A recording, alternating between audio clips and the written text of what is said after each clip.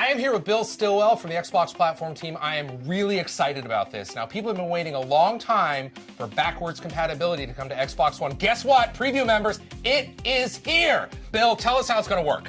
Thanks, Larry. Yes, backward compatibility for Xbox One is here. And what we've done is, in order to make this happen, which we didn't think was initially possible, we went ahead and actually built a virtual 360 all entirely in software. And then we take the old 360 games, put them in the emulator, and then we run it through emulation. That's really interesting because, I mean, that's based on the original Xbox One architecture where you had to do a lot of fancy stuff with the different operating systems, and we're seeing it happen right now. Now, Bill, behind us I see we've got Borderlands, incredibly popular on Xbox 360, but this is actually running on Xbox One. That's correct. Borderlands is one of my favorite games, and so this is one of the first titles we pulled through. And as you can see, this is the 360 game, right, complete.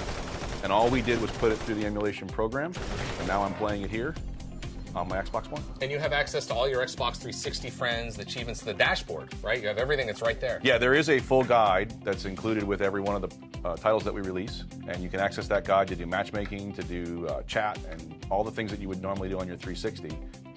In addition to whatever you have on the Xbox One. And while you're doing that, you could actually snap an app or snap television if you wanted to. Yep, Xbox take a screenshot or Xbox record that will all work. Awesome. And you'll be able to use that as well. All right, Bill, let's talk about achievements.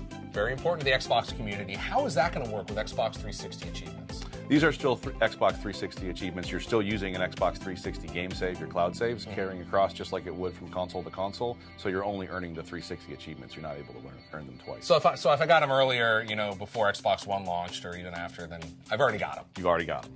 Now, how's it going to work with digital titles that maybe I purchased or the discs that I've got around the house? So for digital titles, we'll just pull those through. So they'll show up in your ready-to-install queue under My Games and Apps, and then you just install them digitally like you would an Xbox One digital title. And for disc games, we actually will now recognize the 360 disc. If it's in our catalog, you put it into your Xbox One, we download into your Xbox One hard drive, and then you play the game there as well. Now, we're deploying this right now for preview members, so if you're in the preview program, you'll have access to this, but it's going to be a wider deployment later this year, kind of general release. What's the goal for updating, you know, more and more titles? Well, when we launch the program, we'll have a limited set for preview now, but when we launch the program in the fall, we'll have over 100 titles already ready to go, and then we'll do regular updates to the catalog over time until we fill it up. Bill, tell me about the process. Why can't you just, you know, enable every game right off the bat? Well, there are some technical restrictions. Because this is just a software version of a 360, we can't do any USB peripherals or use the original Kinect. But beyond that, all we do is take what we decide are the right games, put them in through the program, package them, and then we can distribute them to the catalog. And really, the only thing that stops us is getting the legal permissions for things like licenses that may have changed over time or whatever the case may be. We are including the entire first-party catalog that we're able to.